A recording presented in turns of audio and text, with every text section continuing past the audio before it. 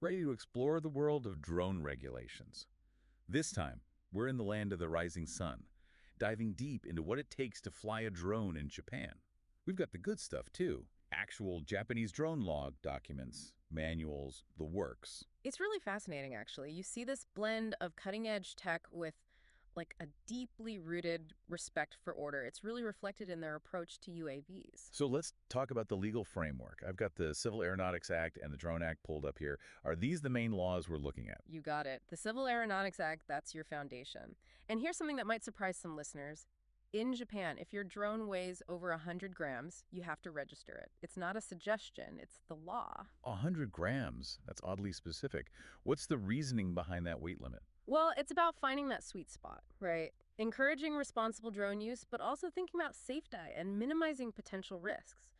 Because drones over that weight, even if they seem small, they can actually cause some damage if they malfunction or, if someone's not flying responsibly. Makes sense. It's not just about the size of the drone itself, but the potential impact it could have. Exactly. And the Civil Aeronautics Act, it doesn't stop there. It covers stuff like UAV certification, so outlining the safety standards, the technical stuff your drone needs to meet.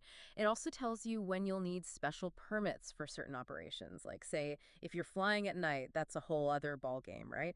Or if you're going beyond your visual line of sight, which, let's be honest, can be risky if you don't know what you're doing. Right. So before you even think about taking off, you need to know what your drone is capable of and what permissions you need to have in place. Absolutely. And that's where the Drone Act swoops in. It's basically your guide to those, shall we say, sensitive areas where drone flights, yeah, no go. Okay, so let's talk no-fly zones. What are some examples of those sensitive areas in Japan? Think defense facilities, critical infrastructure, the areas around airports, places where you really don't want any surprises from the air. Those are non-starters for drones unless you've got explicit permission. And we're not talking about a slap on the wrist if you get caught flying in these areas. Let me guess. The penalties are a bit more, not substantial. Let's just say the Japanese government takes the safety and security of these locations very seriously. We're talking potential jail time, hefty fines, you name it. It all depends on what you did, of course. But they mean business when it comes to drone safety. That definitely highlights the seriousness of these regulations.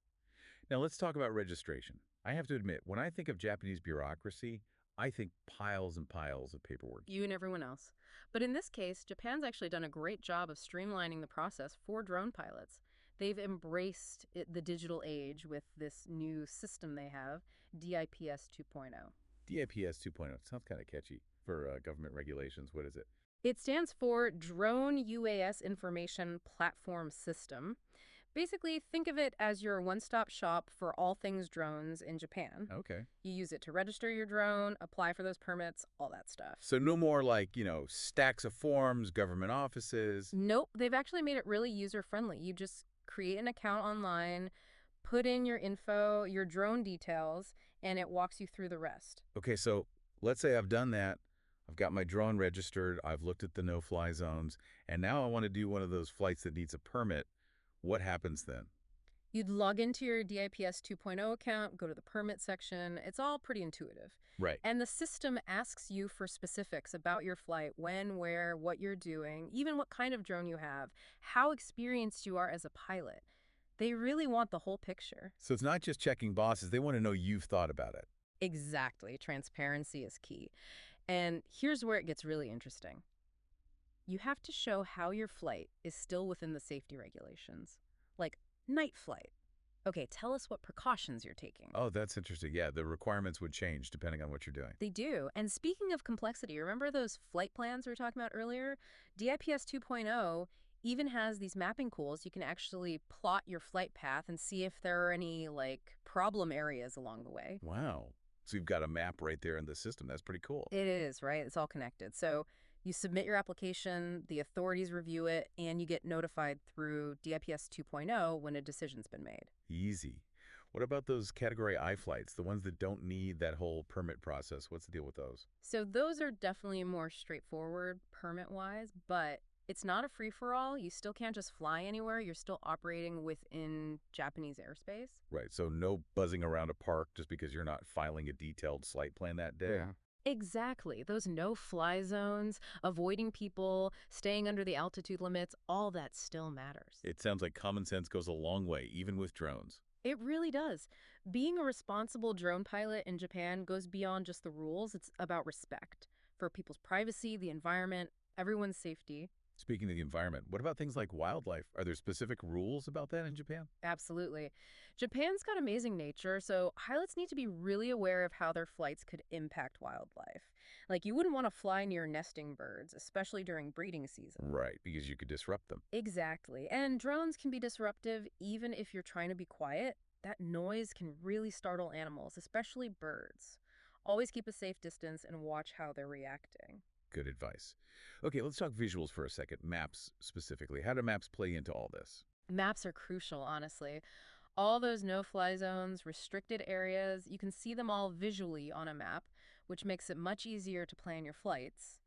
You absolutely have to consult a map before you even think about taking off. Make sure where you're going is safe, allowed, and that your route isn't going to accidentally cross into a restricted area. Right, so maps aren't just helpful, they're essential. They are, and we're not just talking about like a paper map from a tourist shop. We're talking interactive maps. You can zoom in, get super detailed info, overlay weather patterns, even plan your route and get real-time feedback. Wow, that's high tech. It is. And the best part is these maps are often built right into those online platforms we were talking about, like DIPS 2.0. So it's all interconnected. Exactly. Hmm. Okay, so you've done your homework, you know the rules, you've got your maps, you're ready to fly, right? What are some things that might not be spelled out in the rules, but are just good drone etiquette? That's a great question. It's like, just because you can doesn't mean you should. 100%. Always be aware of your surroundings. Respect people's privacy. Don't fly over private property without asking. And be mindful of the noise. So basically be a good neighbor. Exactly. And here's one that often gets overlooked. Know your drone's limits. Don't push it too hard, especially in bad weather. So even if you're dying to get that awesome shot, sometimes it's better to be safe and wait for a better day. Absolutely. Safety first. Always. And this might sound obvious, but practice makes perfect. The more you fly, the more comfortable you'll be handling your drone in all kinds of situations. Are there places where pilots can practice, designated areas? Oh yeah, for sure. A lot of drone clubs and groups in Japan have special practice fields. You can fly freely, try out different things, and even get advice from more experienced pilots. Makes sense. Yeah. So with all this in mind, all these regulations and technology, what does the future hold for drones in Japan? What are we seeing on the horizon?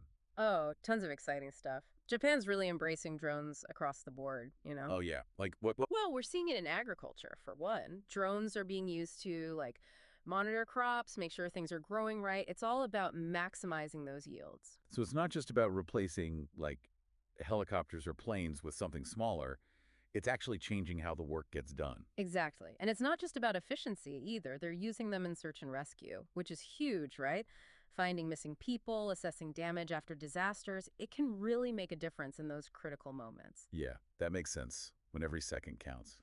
It's amazing to think about the potential not just to make things easier, but to actually save lives. It is. And of course, we can't forget the business side of things. Drones are starting to be used for deliveries, especially those last mile deliveries, which, let's face it, can be a real pain in busy cities. So like, instead of a delivery truck stuck in traffic, it's a drone zipping through the air. Exactly. Imagine a pizza arriving at your door by drone, right? No more waiting around. And speaking of exciting visuals, we got to talk about Tokyo. Japan's got some of the most stunning landscapes, cityscapes, you name it. Drones are letting photographers and filmmakers capture it all from these crazy angles. Oh yeah, that's where I'd be using a drone, I think. Getting those epic shots you just couldn't get otherwise. Right. And the thing is, we're just scratching the surface. Drone tech is evolving so fast. Who knows what we'll be able to do in a few years? It's pretty exciting. It really is. It sounds like Japan's really found that balance, staying ahead of the curve with technology, but doing it in a way that feels very well Japanese. Right. Innovation, but with responsibility, respect for the rules. This has been awesome. Yeah. Japan's drone regulations, they might seem, I don't know, a little intense at first, but when you really dig into it, it's all about safety, accountability, and making sure this technology is used for good. 100%.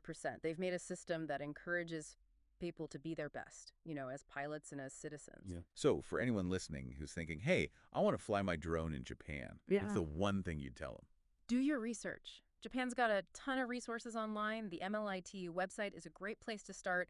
Don't be afraid to reach out to the drone community in Japan either. Good advice. They seem really passionate about it. They are. They love sharing their knowledge, making sure everyone's flying safely and responsibly. Awesome. Mm-hmm. Well, this has been fascinating. I'm ready to book my flight to Japan now, maybe do some exploring myself. Do it. Just remember, be curious, be responsible, and keep exploring those skies. Couldn't have said it better myself. Until next time, everyone, keep diving.